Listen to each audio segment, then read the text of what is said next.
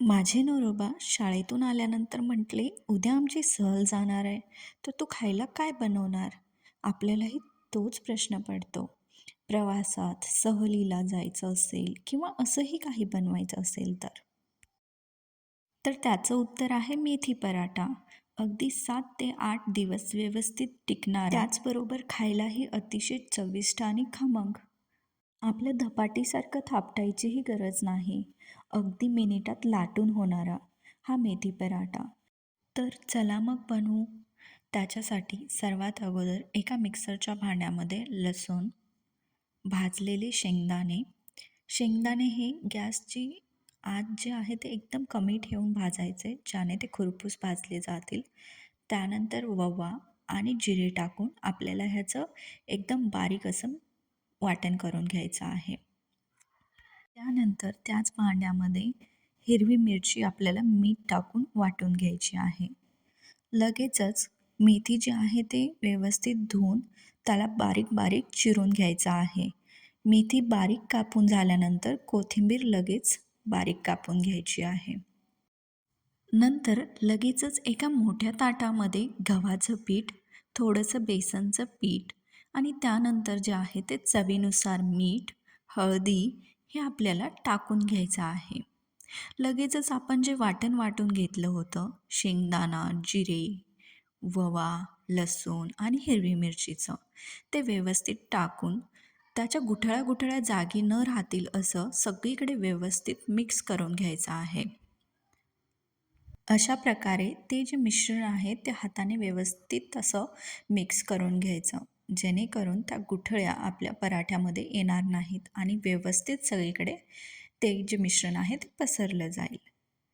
त्यानंतर त्याच्यामध्ये आपल्याला पांढरे तीळ टाकून घ्यायचे आहेत आणि लगेचच आपण जी भाजी चिरून घेतली होती, मेथी आणि कोथिंबीर, ते पण टाकून घेऊन त्याला व्यवस्थित मिक्स करून घ्यायचं आहे. त्याच्यानंतर आपल्याला थोडंसं पाणी टाकून हे मिश्रण जे आहे ते घट्टसर मळून घ्यायचं आहे.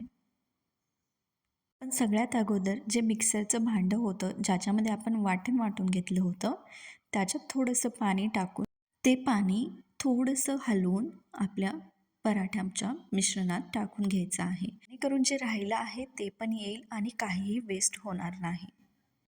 अशा प्रकारे घट्टसर पीठ मळून घेतल्यानंतर थोडंसं तेल घेऊन ते पीठ आणखीन थोडं मळायचं आहे. त्यानंतर थोडंसं तेल त्याला आणखीन लावून ते पीठ जे आहे ते सेट होण्यासाठी 10 ते 15 मिनिट बाजूला ठेवून द्यायचं आहे. 10 मिनिटानंतर आपल्याला पराठे लाटण्यासाठी जे गव्हाचं कोरडं पीठ आहे ते लागेल, ते साईडला चाळून घ्यायचं आहे. अगोदर गॅसवर तवा तापायला ठेवून आपल्याला जे आहे ते पराठा लाटून घ्यायचा आहे. लाटेपर्यंत आपला तवा गरम होईल.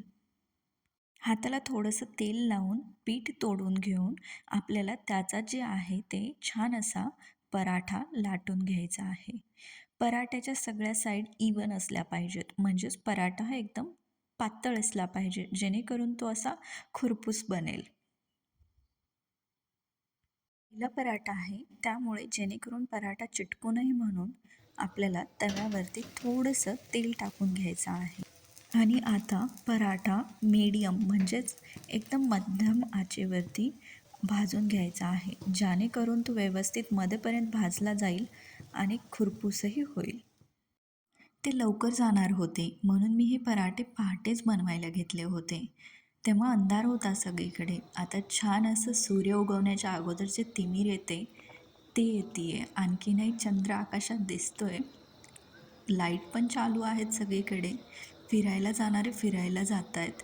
पक्ष्यांचा छान असा आवाज येतोय आणि इकडे सप्ताह चालू आहे, त्याच्यामुळे तिकडूनही छान असं देवाचं ऐकायला येतं आहे. अशा प्रकारे सर्व मेथीचे पराठे छान अशा तेजोमय वातावरणात बनून तयार आहेत. आता छान अशी उन्हाची तिमिर आलेली आहे आणि सगळीकडे लोकांचा थोडा थोडा आवाज येतोय, पण मला छान वाटतंय बनवून झालेलं आहे. तर तुम्हालाही हे मेथीचे पराठे आवडले असतील तर लाईक, शेअर आणि सबस्क्राईब करायला विसरू नका. धन्यवाद.